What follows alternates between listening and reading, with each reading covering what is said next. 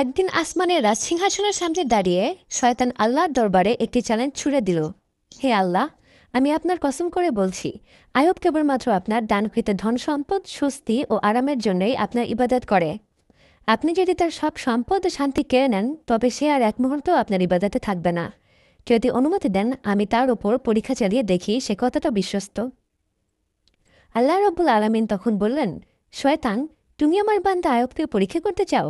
তবে যাও, আমি তোমাকে তার ওপর হস্তক্ষেপ করার অনুমতি দিচ্ছি।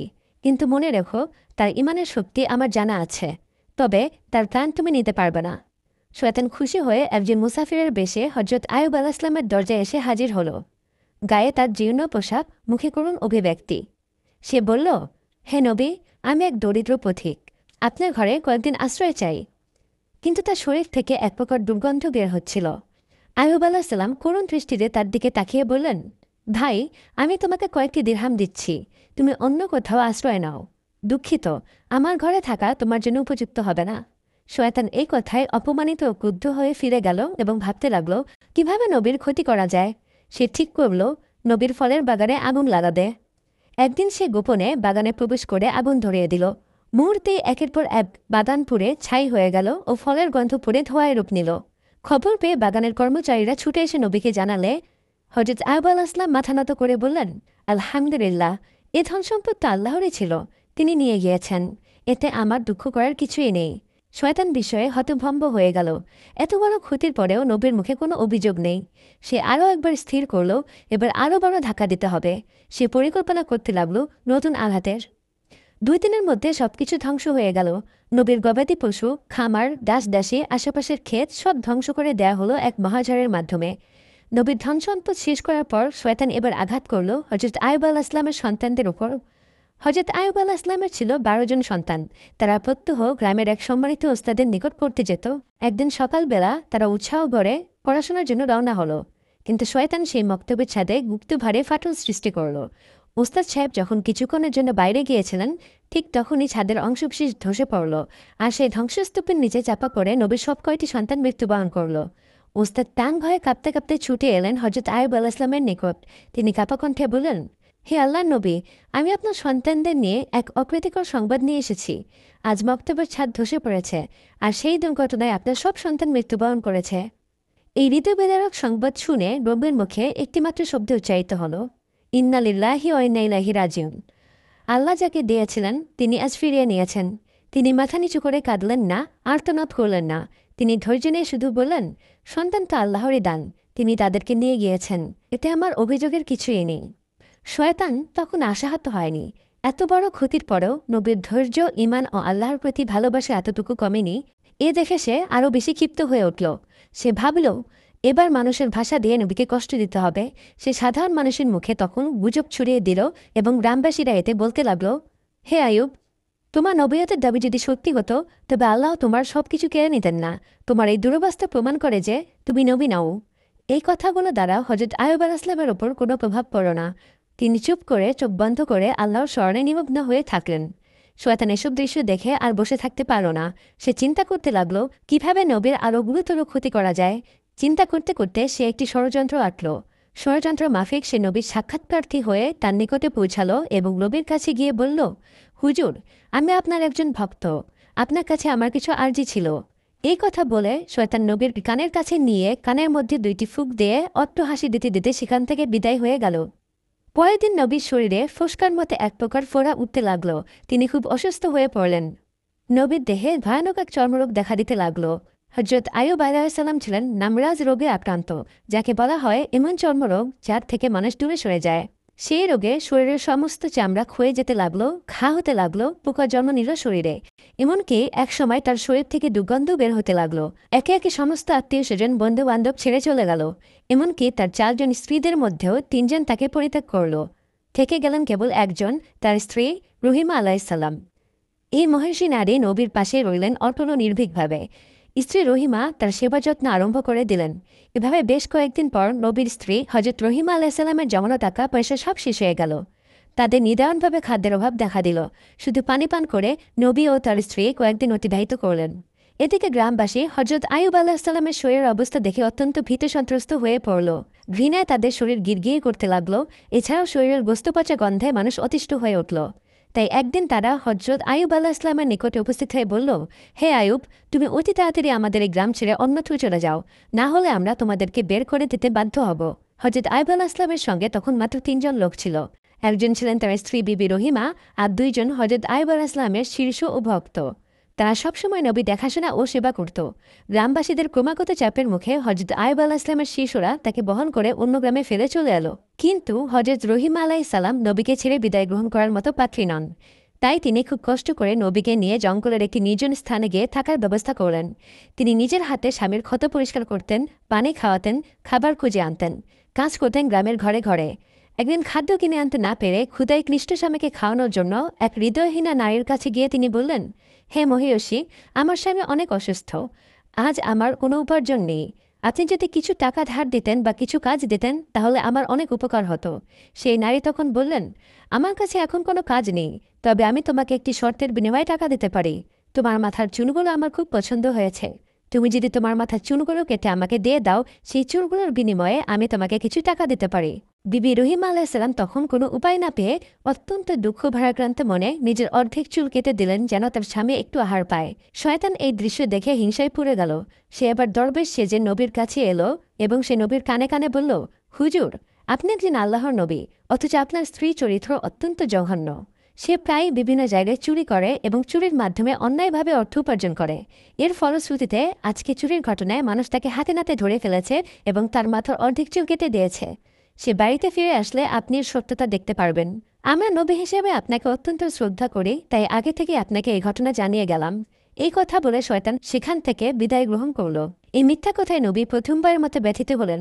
মনে মনে কষ্ট পেয়ে বললেন, আমি তার উপার্জন করা কিছু খাবো না। আর আমি আল্লাহর কাছে অঙ্গীকার করছি, যদি আমি সুস্থ হয়ে উঠি তবে আমি তাকে 100 বেত্রাঘাত করব। সেদিন রাতে তিনি স্ত্রীর মুখের দিকে তাকিয়ে কোনো কথা বলেননি, খাবারও খাননি। রহিমা আলাইসাল্লাম বিস্মিত হয়ে জিজ্ঞাসা করলেন, হে প্রিয় স্বামী, আপনি আমার সাথে কথা বলছেন না কেন? নবী তখন বললেন, তুমি চুরি করে আমার জন্য আহার এনেছ, এটা আমি মেনে নিতে পারি না। এই কথা শুনে বিবি রহিমা ভেঙে পড়লেন। তার 2 চোখে তখন অশ্রু। মুখ তুলে তিনি বললেন, হে আল্লাহ, আমি তো তোমার জন্য সবকিছু ত্যাগ করেছি। আমার এই ত্যাগের মূল্য তুমি জানো, তুমিই আমার সাক্ষী। আমি কখনো অসৎ পথে যাইনি। তিনি দুহাত তুলে ফরিয়াদ করলেন, হে প্রভু, তুমি আমার স্বামীকে সত্য ঘটনা জানিয়ে দাও, তুমি তো সর্বজ্ঞ, তুমি সুবিচার করো। রহিমা আলাইসাল্লাম যখন আল্লাহর দরবারে কাঁদতে কাঁদতে ফরিয়াদ জানাছিলেন, তখন সেই ফরিয়াদ যেন আরশকে কাঁপিয়ে দিল। আল্লাহ রাব্বুল আলামিন হযরত জিবরাইল আলাইহিসসালামকে আদেশ দিলেন, হে জিবরাইল, যাও, তুমি আমার নবীকে সত্য জানিয়ে দাও, তার স্ত্রী নিষ্পাপ, শয়তান তাকে ধোঁকা দিয়েছে। হযরত জিবরাইল আলাইহিসসালাম তখন এসে হযরত আইয়ুব আলাইহিসসালামকে জানালেন, হে আল্লাহর নবী, আপনার স্ত্রী রহিমা অত্যন্ত সৎ, ধার্মিক ও নিষ্পাপ, তার চরিত্রে কোনো কলঙ্ক নেই। শয়তান দরবেশে ছদ্মবেশে এসে আপনাকে ভুল তথ্য দিয়েছে। আপনি তাকে সন্দেহ করে অন্যায় করেছেন। এখন আপনি তার প্রতি সন্তুষ্ট হন, ক্ষমা প্রার্থনা করুন এবং তার আনিত খাদ্য গ্রহণ করুন। এই বার্তা পেয়ে হযরত আইয়ুব আলাইহিসসালাম অজরে কাঁদতে লাগলেন। তিনি তখন বললেন, হে রহিমা, আমি তোমার প্রতি অবিচার করেছি। তুমি আমার জন্য যা করেছ তা কোনো মানুষ কল্পনাও করতে পারবে না। আমি তোমার কাছে ক্ষমা চাই। 2 জন একে অপরকে তখন জড়িয়ে ধরলেন। আবার শুরু হলো ভালোবাসা ও ধৈর্যের গল্প। কিন্তু শয়তান এবার একটি নতুন ফাঁদ তৈরি করল। সে একজন বৃদ্ধের রূপ নিয়ে রহিমার কাছে গেল। বৃদ্ধ বলল, মা, তোমার স্বামীকে আমি বহুদিন আগে দেখেছিলাম। তার জন্য একটি বিশেষ ওষুধ আছে আমার কাছে। যদি তুমি তা গোপনে ব্যবহার করো তবে তিনি দ্রুত সেরে উঠবেন। বিবি রহিমা আলাইহিসসালাম তখন স্বামীকে সুস্থ করার জন্য সেই অচেনা বৃদ্ধির দেওয়া 1 বোতল তরল ও কিছু খাবার নিয়ে ঘরে ফেলেন। কিন্তু তিনি ছিলেন তখন দ্বিধাগ্রস্ত। স্বামীকে না জানিয়ে তিনি তাকে ওষুধ দেবেন কি দেবেন না, এটা ভাবতে ভাবতে শেষ পর্যন্ত তিনি বললেন, হে প্রিয় স্বামী, এক বৃদ্ধ ব্যক্তি আপনাকে ভালোবাসেন। আজ তিনি আমাকে একটি ওষুধ দিয়েছেন এবং বলেছেন এটা ব্যবহার করলে আপনি 2 দিনের মধ্যে সুস্থ হয়ে যাবেন। হযরত আইয়ুব আলাইহিসসালাম তখন নীরবে বললেন, এই ব্যথা তো কেবল আল্লাহর পক্ষ থেকে এসেছে। তিনি যদি চান তবে তিনিই আমাকে আরোগ্য করবেন। মানুষের ওষুধে এর আরোগ্য সম্ভব নয়। রহিমা, তুমি ওষুধটি এখানে রাখো। রহিমা আলাইহিসসালাম ওষুধটি বিছানার পাশে রেখে দিলেন। কিন্তু সেই রাতেই কিছু অদ্ভুত ঘটনা ঘটতে শুরু করল। হযরত আইয়ুব আলাইহিসসালাম প্রতিদিন রাতে আল্লাহর নূরের তাজ্জালি দেখতেন, কিন্তু সেই রাতে তিনি কিছুই দেখতে পেলেন না। দিন যায়, রাত যায়, 3 রাত পরও তাজ্জালি দেখা দিল না। তিনি চরম দুশ্চিন্তায় পড়ে গেলেন। অবশেষে দুহাত তুলে কান্নাকাটি করে তিনি বললেন, হে আমার রব, আমি জানি না কি ভুল করেছি, যার কারণে তোমার নূর থেকে বঞ্চিত হচ্ছি। তুমি আমার ভুল ক্ষমা করে দাও। আমি আবার তোমার কাছে ফিরতে চাই। ঠিক তখনই হযরত জিবরাইল আলাইহিস সালাম আবার এলেন। তিনি বললেন, হে নবী, তোমার বিছানার পাশে যেটি রাখা আছে তা হারাম। তা শয়তান তোমার স্ত্রীকে দিয়ে গিয়েছে। সেটা শরাব ও শুকরের গোশত। তোমার কাছে তা রাখা থাকার কারণেই তুমি আল্লাহর নূর থেকে বঞ্চিত হচ্ছ। হযরত আইয়ুব আলাইহিস সালাম সাথে সাথে রহিম আলাইহিস সালামকে ডাকলেন। তিনি বললেন, তুমি আমার বিছানার পাশে যে ওষুধ এনেছ এখনই সরিয়ে ফেলো, সেটাই হচ্ছে হারাম বস্তু। রহিম আলাইহিস সালাম অবাক হলেন। তিনি ভাবতেই পারেননি এভাবে শয়তান তাকে ধোঁকা দেবে। তিনি তখন সাথে সাথে ওষুধ দূরে সরিয়ে ফেললেন। সেই রাতেই ফজরের আগে হযরত আইয়ুব আলাইহিস সালাম উচ্চস্বরে বলে উঠলেন, হে রহিমা, আমি আমার আল্লাহর নূরের তজ্জালি দেখছি। চোখ ভিজে গেল দুজনেরই। তারা বুঝলেন আল্লাহর দিকে ফিরে আসলে তিনি তার বান্দাকে ফিরিয়ে আনান। হযরত আইয়ুব আলাইহিস সালামের জীবন ধীরে ধীরে যেন একেবারে নিঃশেষ হয়ে যাচ্ছিল। শরীরে ছিল ক্ষত, পরিবার হারিয়েছেন, স্ত্রীও দুর্দশায়। প্রতিদিনই তিনি আরও নিঃসঙ্গ হয়ে পড়ছিলেন। এমন এক সময় একদা কাছের মানুষদের মধ্যে কেউ একজন তাকে দেখতে এলো। তখন সে বলল, হে আইয়ুব, আমরা তো ভেবেছিলাম আপনি আল্লাহর প্রিয় নবী, কিন্তু আপনার অবস্থা দেখে তো মনে হচ্ছে আল্লাহ আপনার উপর রুষ্ট। আপনি এতদিন ধরে অসুস্থ, এত কষ্টের মধ্যে আছেন, এটা নিশ্চয়ই আল্লাহর শাস্তি। এই কথা শুনে হযরত আইয়ুব আলাইহিস সালামের চোখ ছলছল করে উঠল। তিনি ধীরে ধীরে বললেন, আল্লাহ আমার রব। তিনি যদি আমার উপর রহম করেন তবে সেটা তার কৃপা।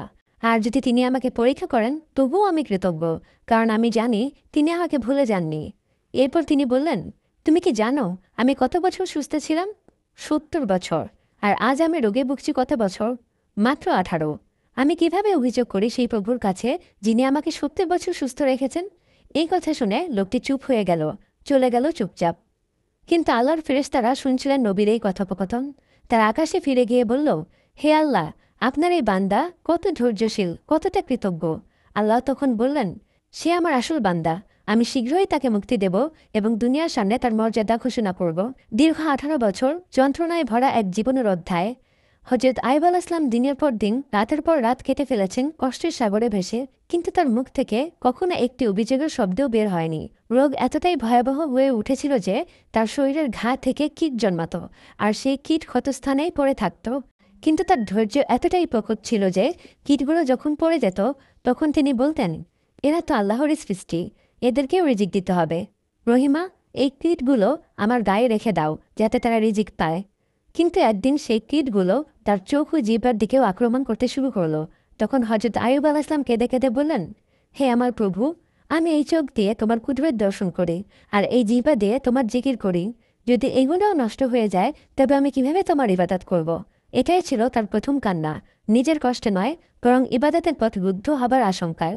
আল্লাহ তাআলা তখন জিবরাইল আলাইহিস সালামকে আদেশ দিলেন, আমার নবীর দোয়া কবুল হয়েছে, যাও তাকে আরোগ্য লাভের পথ দেখাও। পরদিন সকালে রহিমা আল ইসলাম ঘরে ছিলেন না। হযরত জিবরাইল আলাইহিস সালাম এসে তখন বললেন, হে আল্লাহর নবী, আপনি আপনার পা দিয়ে মাটিতে আঘাত করুন, সেখানে এক অলৌকিক নহর প্রকাশ পাবে।